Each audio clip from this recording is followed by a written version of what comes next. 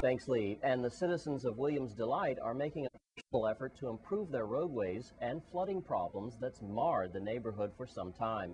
Here now is Project Leader Roberto Citron, who has been trying to make a difference in Williams Delight. My name is Roberto Citron, Assistant with the Department of Public Works.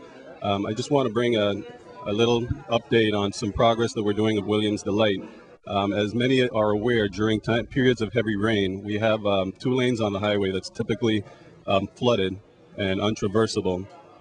In light of that, what the department has currently done, we have cut the water source that puts that water onto the highway, and we're channeling it through a swale that is currently being constructed along the Carlton/Williams Delight route.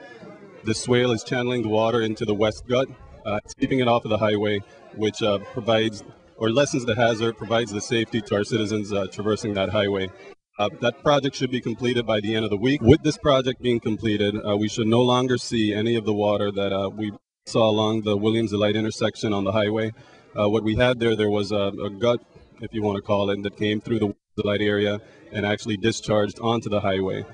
By cutting the source of that water off and channeling it inland along the edge of the highway but off of the roadway, it'll bring safety to the residents. And before we go to a break, the family of Akeem Lee would like the Virgin Islands to be reminded of their son who was killed in the first homicide of the 2010 year. Akeem Lee is survived by his family and twin brother Akeem Lee.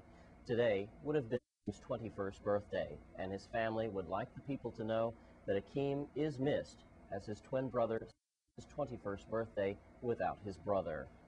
But Akeem is not forgotten. We'll be right back.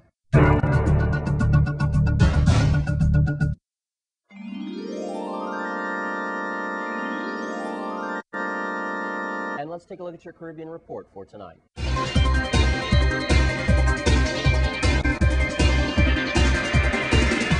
Wyclef Jean, hip-hop star and now candidate for presidential election in his native Haiti, has been speaking about his plans for the country if he gets elected. He was appearing in a Caribbean festival in Belgium, where one of the songs was aptly called "If I Was President." Jean said that if he was elected, he would work to change Haiti's constitution to allow dual citizenship. He also pledged to give Haitians living abroad the right to vote.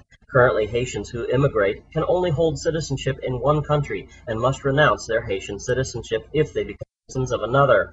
Those with dual citizenship can't vote or run for office. The Constitution considers them foreigners. And Caribbean life insurance Sagacor Financial has said its first half income was impacted by the loss from the Chilean earthquake in February. The Barbados-based group reported that pre-tax income for the 6 months of June was to the tune of $31.85 million, down 32% from the previous $46.88 million. Sagacor said that following a review of individual client exposures, the estimate loss from the Chilean earthquake rose. Review was almost unchanged at $587.7 million. And Jamaican double sprint record holder Usain Bolt says his loss to American rival Tyson Gay will not play on his mind. Bolt insisted that his was not a shock, having said this would be a restful year compared to the World Championship or the Olympic year. Bolt his 2010 season short after losing his first 100-meter race in 2 seasons to Gay in Stockholm this month. Gay ran the meet record at 9.84 seconds to win in Sweden, while Bolt finished second place at 9.97 seconds. The Olympic double sprint champion also sent out a warning that come to the 2011 season, anyone who comes up against him had better be on top of their game.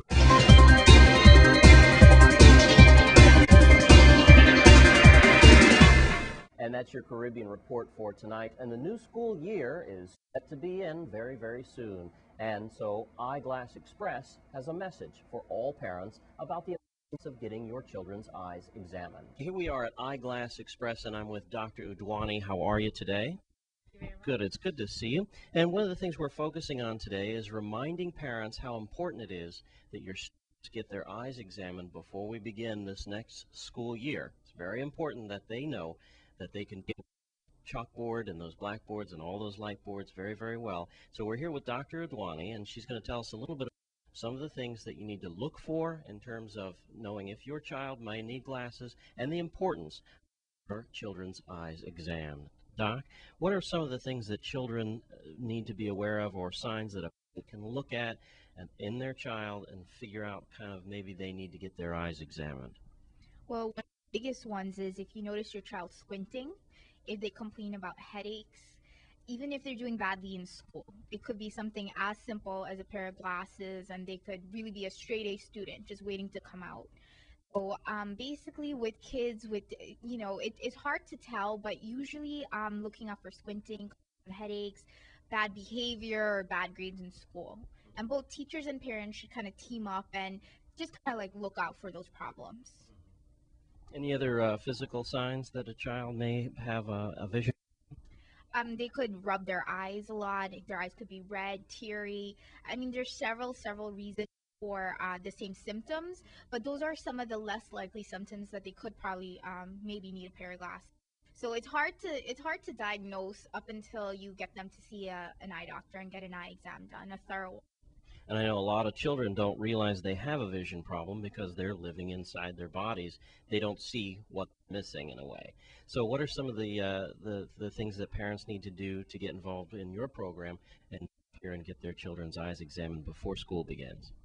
Well, in general, even if kids haven't needed glasses or you haven't noticed the vision problem, just before every school year, it's just imperative just to get their eyes checked. Once a year before the school year is a pretty safe bet just to avoid any problems or catch proactive errors early on. So it's one of those things. The more proactive we are right now about taking care of our eyes and our health in general, the less problems we're going to have later on. So being proactive early is the best way to go. All right, Dr. Dwani. So, tell us a little bit about where kids need to be to visit with you. Well, we have an office here in St. Croix and Beeston Hill Medical Center. The phone number here is 778-5599. Calling for an appointment is always so that way you don't have to wait. And we also have a St. Thomas location. It's in Vitraco Park Mall, and the phone number is 715-3937. Okay. Keeping your eye on your children's vision. I'm Jerome Aegean. And that is an important message, and one that hits home for me, as I too was a child in need of correction that went unnoticed in my youth. And I think often of what I missed during my school years of not being caught enough with this problem. And when we come back from this break, we'll take a look at your Sports 411 update with Stephen Francis.